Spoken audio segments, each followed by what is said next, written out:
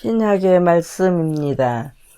오순절 날이 이미 이름에 그들이 다 같이 한 곳에 모였더니 호련히 하늘로부터 급하고 강한 바람 같은 소리가 있어 그들이 앉은 온 집에 가득하며 마치 불의 혀처럼 갈라지는 것들이 그들에게 보여 각 사람이 하나씩 임하여 있더니 그들이 다 성령의 충만함을 받고 성령이 말하게 하심을 따라 다른 언어들로 말하기를 시작하니라.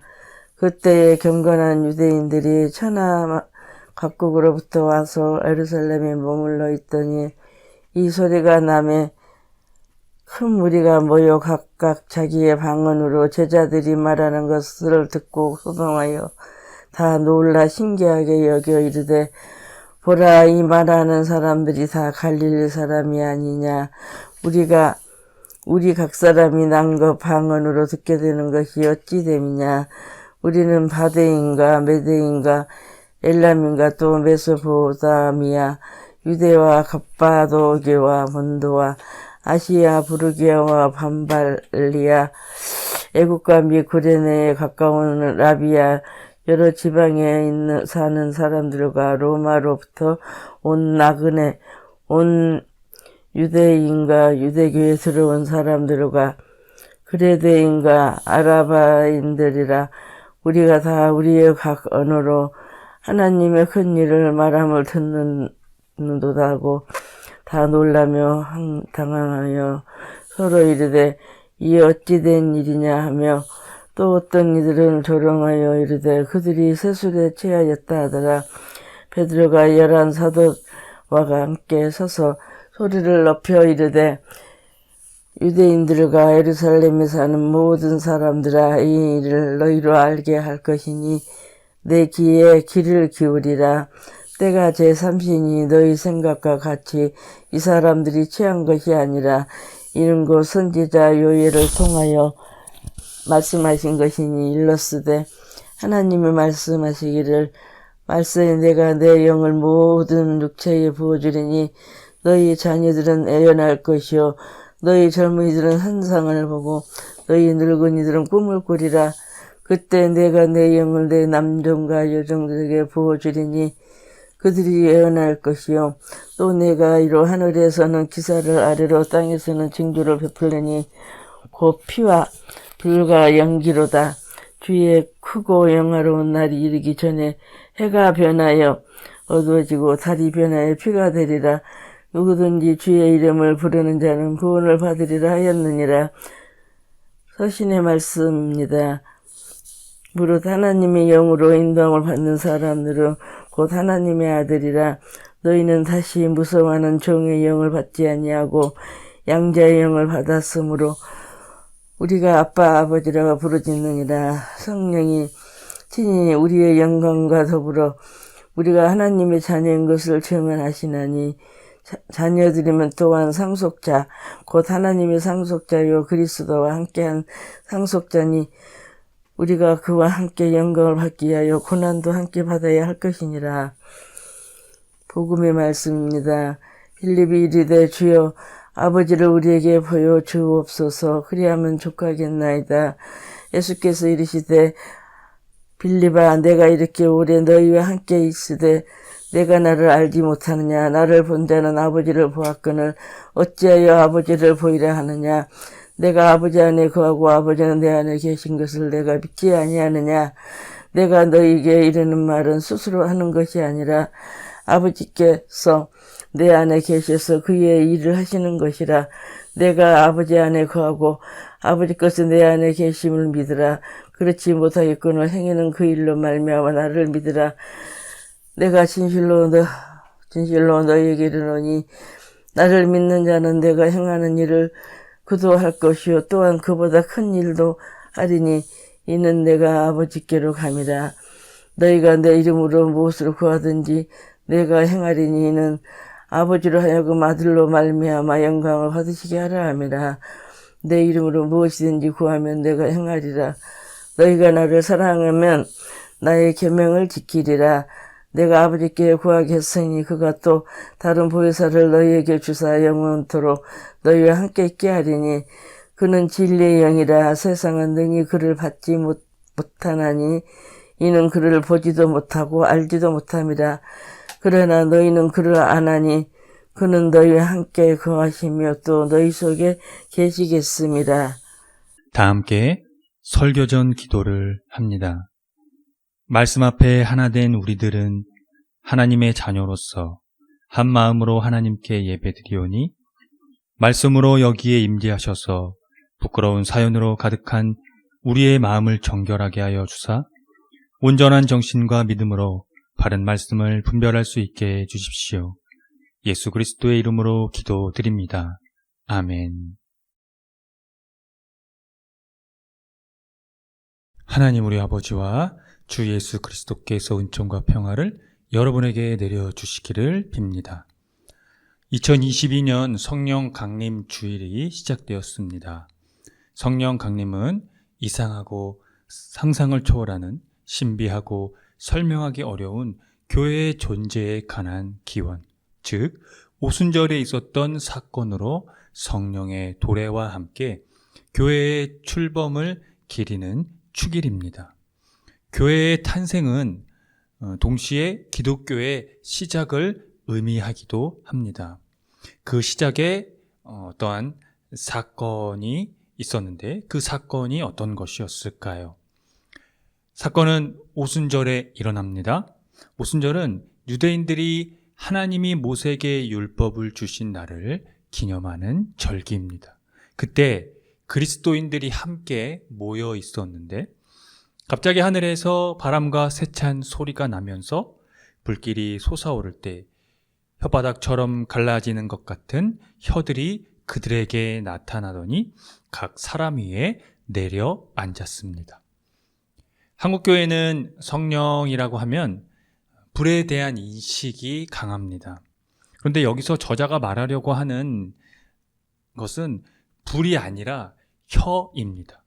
그들에게 일어난 영적인 사건을 강력하게 표현한 은유입니다. 그렇게 말하려다 보니 불의 혀같이 갈라지는 것이라고 표현을 한 것입니다. 그런데 왜 혀라고 표현을 했을까요? 이 성령 강림 사건 안에 그들의 삶의 자리가 있기 때문입니다. 그것은 교회의 탄생에 아주 강력한 인상을 남기게 되는데요. 그곳에 함께 모여있던 사람들이 성령이 시키는 대로 각각 방언으로 말하기 시작한 것이 그것입니다. 그런데 그들의 그 방언 소리를 알아들은 사람들이 있었습니다. 바로 세계 각국으로 흩어져 살았던 디아스포라 유대인이 그들입니다. 그들을 경건한 유대인이라고 표현을 하고 있는데요. 그들이 알아들었다는 것은 그리스도인들이 실제로 외국어를 그들이 알아들을 수 있는 그들이 사용하는 외국어를 했다는 의미겠죠. 그래서 디아스포라 유대인들은 어리둥절했습니다. 그들이 모두 갈릴리 사람이라고 알고 있었기 때문입니다. 일종의 무시 같은 겁니다. 주류의 사람들이 비주류의 사람들을 깔보는 행동 같은 것이죠. 그래서 술에 취한 것이 아니냐는 조롱도 일삼았습니다. 이에 베드로가 일어나서 이 상황에 대해 설명을 합니다. 술주정과도 흡사한 이 열광적인 형태는 구약의 선지자 요엘이 말한 예언이 이루어졌다고 말입니다. 마지막 날에 모든 사람에게 하나님의 영을 부어주시는데 아들과 딸이 예언하고 젊은이들은 환상을 보고 늙은이들은 꿈을 꾸고 남종과 여종들도 예언을 하게 된다는 것이 그것입니다. 오순절 성령 강림 사건이 믿기 어려운 것은 분명 사실입니다. 아무리 하나님이 불가능이 없다고 하더라도 한 번도 배운 적이 없는 언어를 구사했다는 것은 현대인들이라면 더더욱 받아들이기 어려울 것입니다.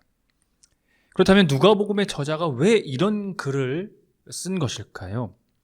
이 본문 안에는 누가복음 저자의 신학과 구약의 전승이 한데 어우러져 있습니다. 즉, 사도행전의 기록은 예수님의 십자가와 부활 사건이 일어난 후에 몇 세대가 지난 후 기록된 문서인데 여러 개의 전승이 그 안에 존재한다는 의미입니다.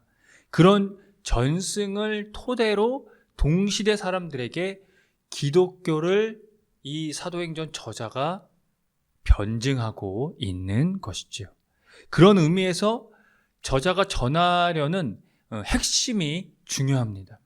성령 강림이 모두에게 부어주신다는 요엘의 예언처럼 온 유다와 사마리아와 땅끝까지 예수 그리스도의 복음이 증거되며 그로 인하여 하나님의 은총이 모두에게 열려졌다는 것을 직시한 겁니다. 성령 강림 그리고 교회 출범의 전승에는 오늘 요한복음도 그 계를 같이 합니다. 예수께서는 자신을 본 사람은 아버지를 본 것이라고 말씀하셨습니다. 그래서 예수님이 아버지 안에 있고 아버지께서 예수님 안에 있다는 것을 예수님이 하신 일을 보고 믿으라고 하셨습니다. 또한 예수님은 자기를 믿는 사람은 자기가 하는 일을 할 것이라고 하셨고 그보다 더 큰 일을 하실 것이라고 하셨습니다. 그 이유는 예수님이 아버지께로 가기 때문입니다. 여기서 우리는 예수님의 이 죽음과 승천이 교회의 출범과 전도행위, 그 선교에 있어서 조건이 된다는 것에 집중을 해야 합니다. 그러니까 예수님이 아버지께로 돌아감으로써 그분의 사역을 완성하기 전까지는 그분이 행한 모든 일은 필연적으로 불완전한 것이기 때문에 이와 같은 보다 더 큰 일들은 예수님의 돌아감에 직접 의존해 있다는 것입니다. 다시 말해서 예수님의 십자가와 부활을 통해 죽음의 권능을 물리치시면 온갖 종류의 새로운 가능성이 오히려 제자들에게, 그들에게 펼쳐진다는 것입니다. 곧 예수님이 영광을 받으실 때에 성령이 주어진다는 것입니다. 그것이 바로 성령을 보내주실 것이라는 약속의 의미입니다. 예수님은 자신의 성령, 자신의 숨, 자신의 내적 생명을 우리에게 보내주시겠다고 하신 것입니다. 그분이 바로 도와주는 이, 돕는 이 보혜사 성령입니다. 그래서 바울은 하나님의 영으로 인도함을 받는 사람은 누구나 다 하나님의 자녀가 된다는 신학에 도달했습니다. 그 영은 두려움에 빠뜨리는 종살이의 영이 아니라 자녀로 삼으시는 영입니다.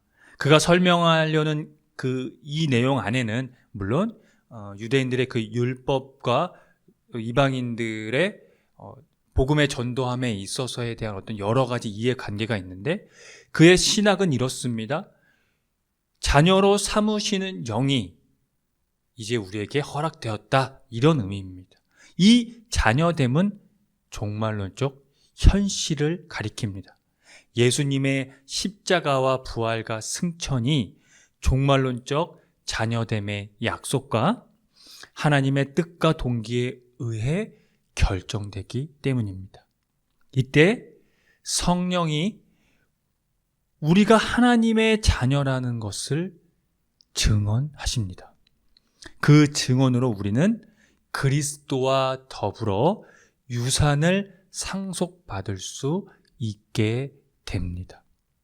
그것이 자녀로서의 권리이자 건세라고 성서가 가리키고 있는 것이죠. 그런데 그 상속은 예수 그리스도의 고난을 함께 받을 때 하나님이 정하신 궁극적 상속이 된다는 것입니다.